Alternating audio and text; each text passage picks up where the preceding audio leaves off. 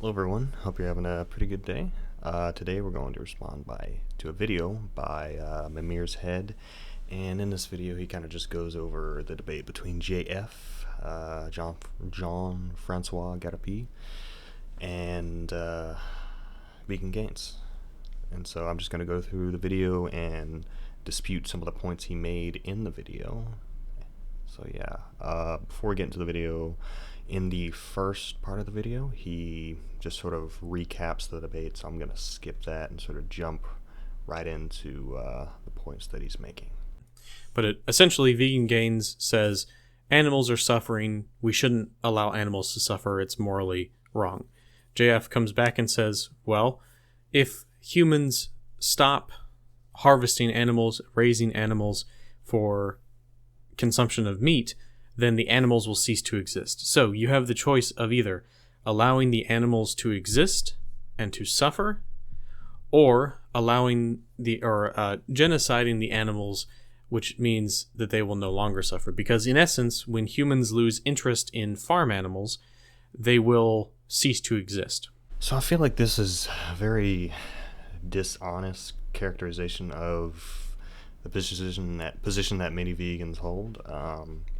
Because I don't even think it's asking the right question. It's not giving the right two options. And, I think the better question would be continuing the suffering and death of animals, which is basically, if you continue, it's infinite suffering, versus at a certain point you stop it, which is not infinite. And I think that the non-infinite option is just in the end better than the continued cycle.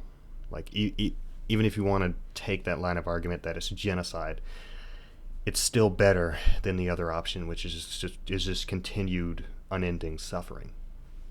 And the animal of discussion for this was the chicken, and I will be using the chicken as a great jumping platform into my ideas. So, chickens, as we know them today, only exist because humans took interest in using them for survival, for consuming them for food. Just because we're the ones that got chickens to the status or the position that they are at today doesn't justify what we've done to them and what we're doing to them. It doesn't justify killing them for food. It just doesn't justify it. And if humans no longer need them for the consuming of food, then they will cease to exist. Chickens are incredibly successful as far as survival goes because there are billions of them. We will continue to produce billions of them until either our society collapses or until we no longer need them. That is a very odd view of what you think success is. I mean, do you value the well-being of an individual's life over the quantity of the beings that are in a specific species? Because that's a very weird take on things. I don't think you'll find many people agree with you unless they take your nihilistic hardline viewpoint on that. And for those that don't know, he did actually say he was a nihilist, and he agreed a lot with JF's position earlier in the video. But when we decide that we no longer need them, as the Vegan Gains argument goes, they will cease to exist. There will no longer be massive populations of chicken, and eventually they will go away because, well, the planet Earth is a human-dominated world. The environment is ours to shape however we want, and we can determine what animals live and what animals die at this point. And we have decided, or our ancestors decided, that the chicken was useful. We like the taste of it. It's relatively easy to produce. It makes eggs that are also delicious. Let's keep it around and breed it in our farms. Ancestors and traditions don't really justify pretty much any more immoral action. What Vegan Gains fails to understand through his pacified philosophy is that to exist is to suffer. There is no such thing as existing and not suffering. This is true for every single little bacteria, all the way up to the most complex life form, the human. To exist is to suffer in some way, shape, or form. There is an eternal struggle against existence. So, you can either no longer exist and end the suffering, or you can exist and endure the suffering. It sounds as if you're arguing for the status quo. I mean, this could be used interchangeably with anything. Say a slave master to a slave says, You can either exist and suffer, under slavery, or not exist. I mean, this is just an argument for the status quo. Like that's really all it is. And this line of argumentation also takes a very A and B approach, like your previous question about genocide or not.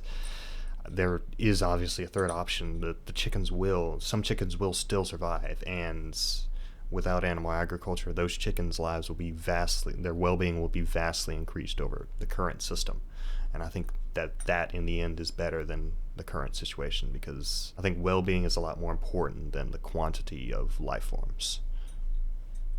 So the question that is posed for vegans is, are you pro-genocide of animals, farm animals in particular in this case, or will you allow them to exist and lead their lives and suffer a little bit by the hands of humans? That is the question.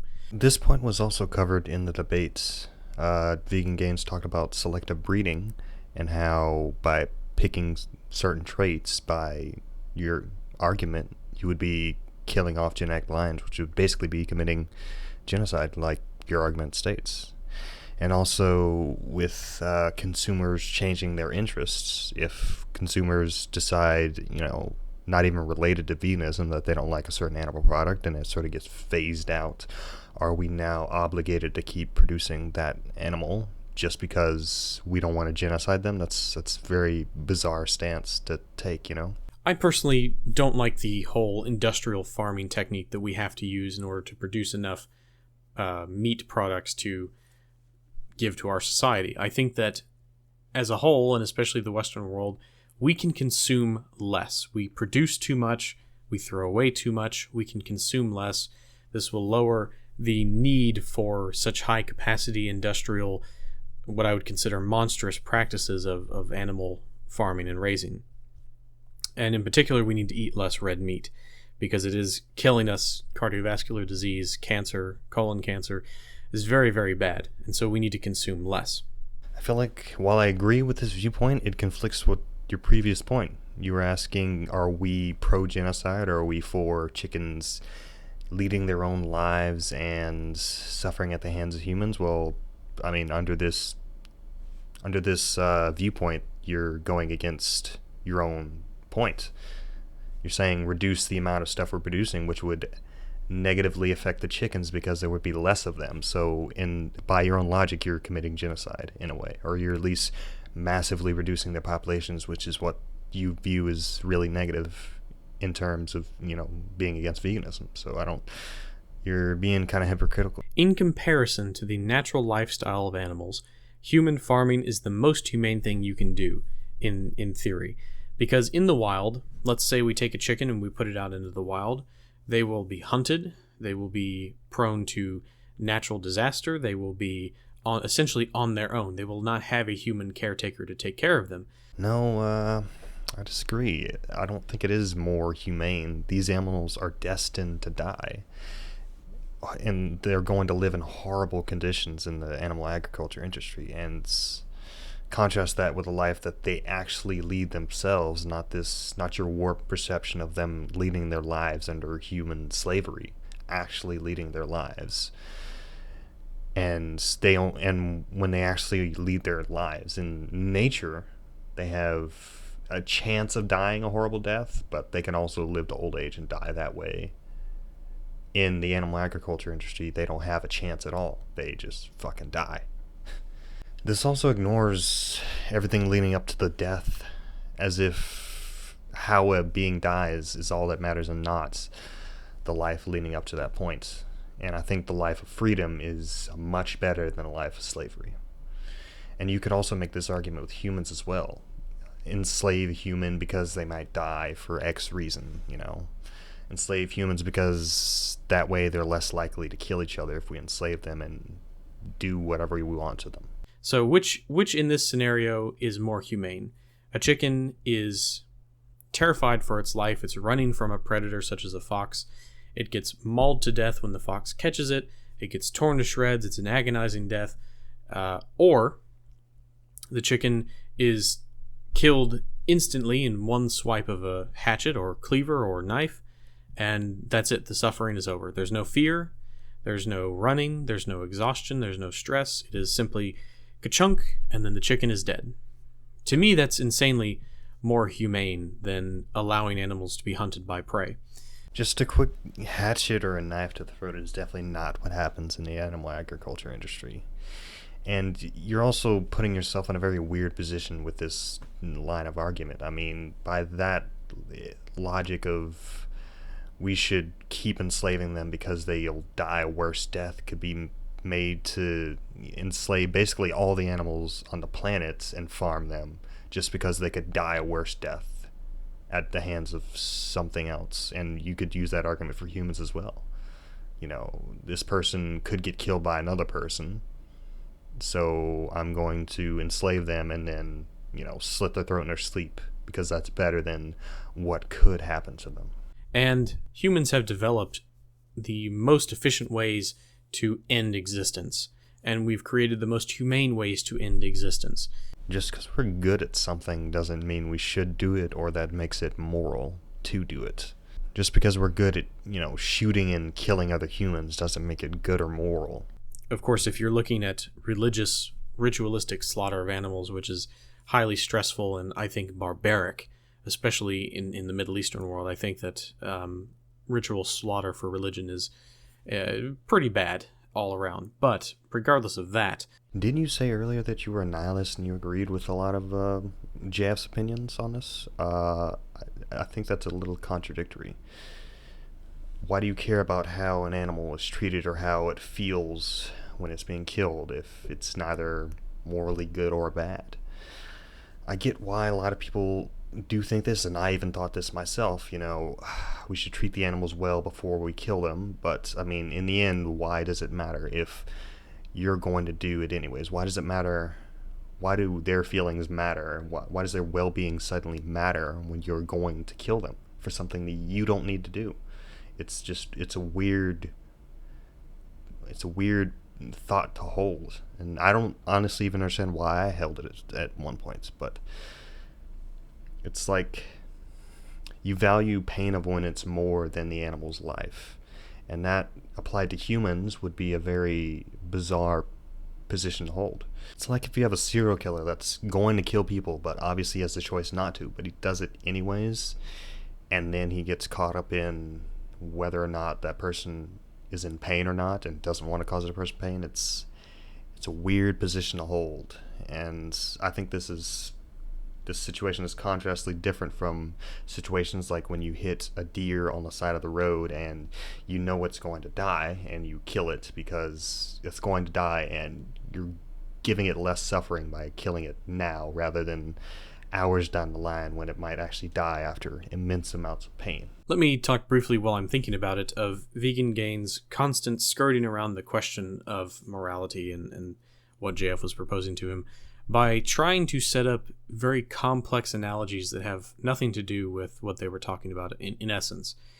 And you cannot take human consciousness and apply it to a chicken. A chicken does not understand that it even is a chicken. It is simply a cluster of cells that is the expression of genetics, that it simply exists to perform a biological function of reproduction. That is it. It does not know it is a chicken. It needs to eat, it needs to fuck, it needs to sleep. That is it. That is the entire life of a chicken summed up. Some humans don't realize they're human because their consciousness and abilities are decreased to the point where they can't know. Like, mentally ill people. So does that justify doing immoral things to them? No. So I think you can compare chickens to humans in that context. If you'd actually take some time and look at chickens, you realize that they have their own unique personalities, they have emotions, they can perceive the environment around them, they recognize certain people that are nice to them or people that are mean to them. So they are definitely unique individuals and should be treated as such, not lumped into some group.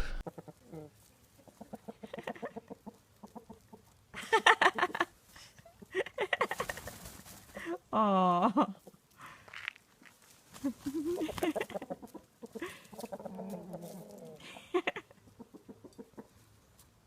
She recognized you with your haircut.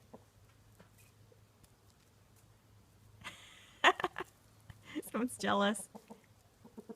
Your boy boys are jealous. Humans are not the same. So when you try and take this scenario where, oh, well, now humans are being farmed, it's completely different from the chicken. It's not the same at all, and he consistently uses this alien analogy, which is completely ridiculous. It's not the same at all. Chickens are not moral agents. They are not conscious in the same way that humans are. So this is, in fact, not a good argument. Just because chickens are different from humans doesn't mean they don't also have similarities. And I think these similarities make them deserving of not being, killed. Because they have an interest in living like humans do. They have an interest in avoiding pain like humans do. And this difference, though, argument, this has been used to justify a lot of shit in the past, like slavery. Black people are different, therefore we can enslave them.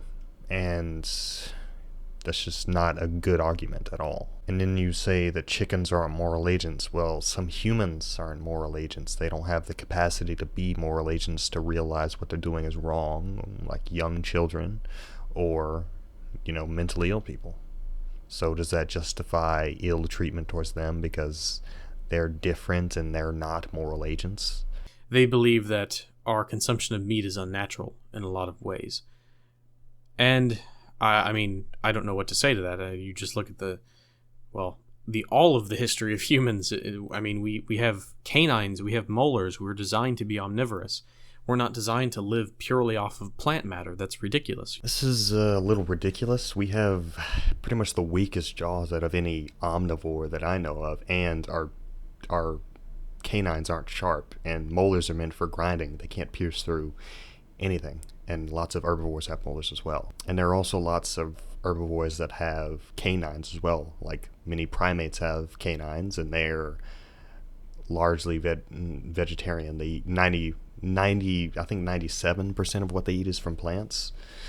And hippos, also herbivorous, have sharp teeth, but they're herbivorous, but they have canines. So what do you say to that?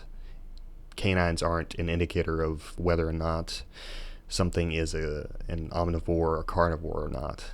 A lot of it is mainly just used for defense. We're the only omnivores that get atherosclerosis, and I don't know of any other omnivore that gets that. And we also have to have our meat prepared pretty much in a certain way so we don't get pathogens from it. Like, it either has to be cooked or it has to be really well looked after. You need certain things like zinc and certain protein strands from meat in order to survive. You need iodine, which is very prevalent in fish. You need lots of vitamins in order to survive that simply do not exist in plants. So I assume you just got this off of an article or saw it from another video, because honestly, this is just lazy. This is really lazy. You could have looked this up before making this video. And I'm going to do it for you right now. It'll take 5 seconds. Foods that contain zinc. Click on the first one. Load. Okay, so what do we got? Got lamb, of course, animal product. Skip the quiz. Got pumpkin seeds. Oh, look at that. 44% of your daily value from 1 cup. Just 1 cup. That's easy. And then next up, you got chickpeas. 17% off of 1 cup. Cocoa powder. Cashews. And then you got mushrooms, spinach. You could have done this easily. So let's move on to iodine. All right, let's do the next one, iodine.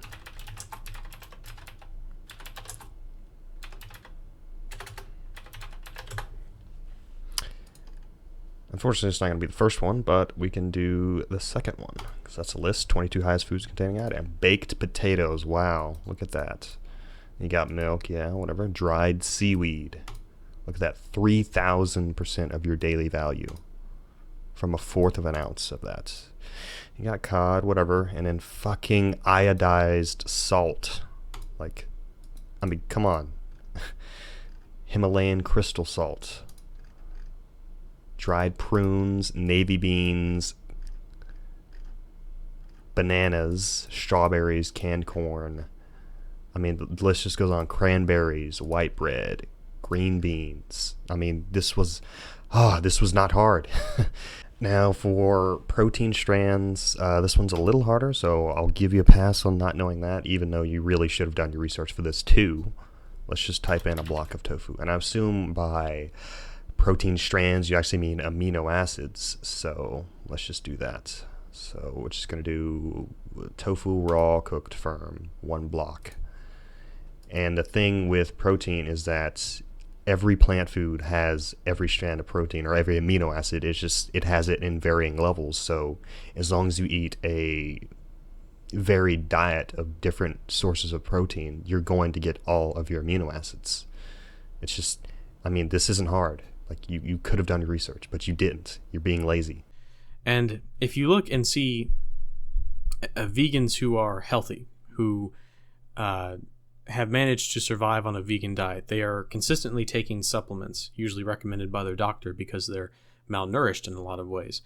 They consistently have to rely on modern inventions, the synthesizing of chemicals in order for the vegan to survive, because they cannot naturally get these chemicals into their body because they're not consuming what their body needs to survive. So in essence, it does not get more unnatural than that. If you have to rely on modern petrochemical production and the synthesis of certain chemicals to be taken in the form of pills or droplets or powder, your lifestyle is a failure. It will not stand the test of time, essentially. There is only one supplement that vegans have to take, and it's only because of how we live in modern times, and that is B12. That's the only one.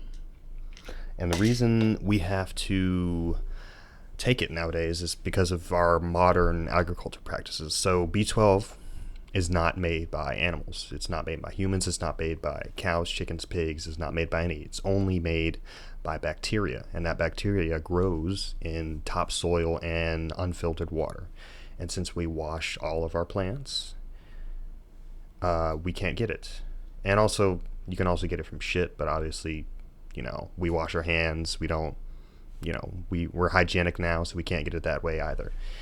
And the only way that animals get it is from either eating topsoil, which most of the topsoil in modern places is destroyed, so that bacteria can't grow there, so the animals themselves have to get supplements anyways.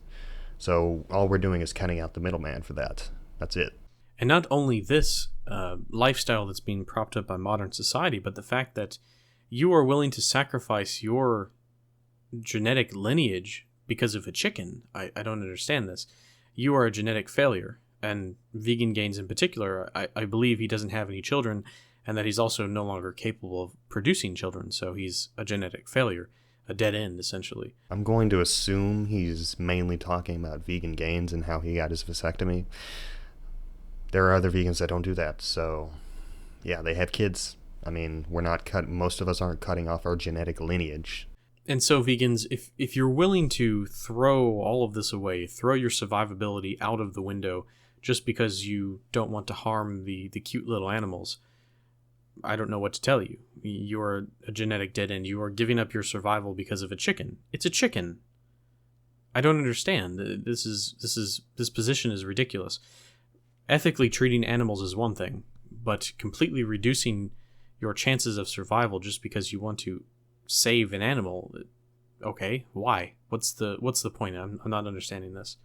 Vegans are not compromising their survivability by choosing not to eat animals. I think I've addressed all your claims regarding nutrition, so you shouldn't have any more qualms with that. So yeah, vegans can definitely live a healthy life, and the World Health Organization has stated that the vegan diet is good for all stages of life, from pregnancy to elderlyhood. So yeah, if you like this video, make sure you give it a like and make sure you subscribe. You can follow me on Twitter. I think that's the only one I have. And also, I'm not sure if I'm going to do this sort of format. It depends on how I feel. I'm going to be building more visuals in the future. If you look at my other videos, I don't have those built, or I had those built, but I want to change it up now. So yeah. Anyways, I hope you all have a good day. I hope you have a good day, Mimir, and I hope you have, through this video, have your mind changed about veganism, and hopefully you go vegan. And I'm always open to conversations and debates with you. So have a nice day.